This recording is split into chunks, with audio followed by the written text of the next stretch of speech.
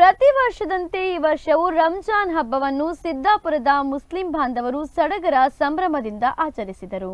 ಒಂದು ತಿಂಗಳ ಕಠಿಣ ಉಪವಾಸ ವ್ರತವನ್ನು ನಿಷ್ಠೆಯಿಂದ ಆಚರಿಸಿದ ಮುಸ್ಲಿಂ ಬಾಂಧವರು ಗುರುವಾರ ಬೆಳಗ್ಗೆ 8:15ಕ್ಕೆ ಸರಿಯಾಗಿ ಮಸೀದಿಯಿಂದ ಹೊರಟು ಈದ್ಗಾಗೆ ತೆರಳಿ ಹಬ್ಬದ ವಿಶೇಷ ಪ್ರಾರ್ಥನೆಯನ್ನು ಸಲ್ಲಿಸಿದರು.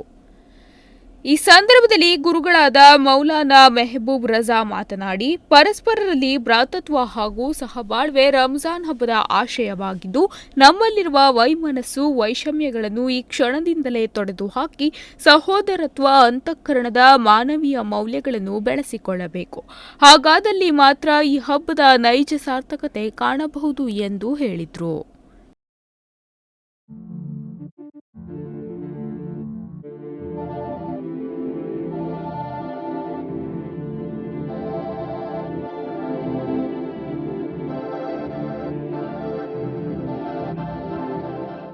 ಈ ಸಂದರ್ಭದಲ್ಲಿ ಕಮಿಟಿಯ ಕಾರ್ಯದರ್ಶಿಗಳಾದ ಇಸ್ಮಾಯಿಲ್ ಖಾನ್ ಹಾಗೂ ಕಮಿಟಿಯ ಪದಾಧಿಕಾರಿಗಳು, ಸಮಾಜದ ಪ್ರಮುಖರಾದ ಮುನ್ವರ್ ಗುರ್ಕಾರ್, ಖಾದರ್ ಭಾಷಾ, ರಿಯಾಜ್ ಸಾಬ್, ಬಿಎ ಸಾಬ್, ಇಲಿಯಾಸ್ ಸಾಬ್ ಹಾಗೂ ಮೊದಲಾದವರು ಉಪಸ್ಥಿತರಿದ್ದರು. ದಿವಾಕರ್ ನಾಯ್ಕ್, ನುಡಿಸಿರಿ ನ್ಯೂಸ್, ಸಿದ್ದಾಪುರ.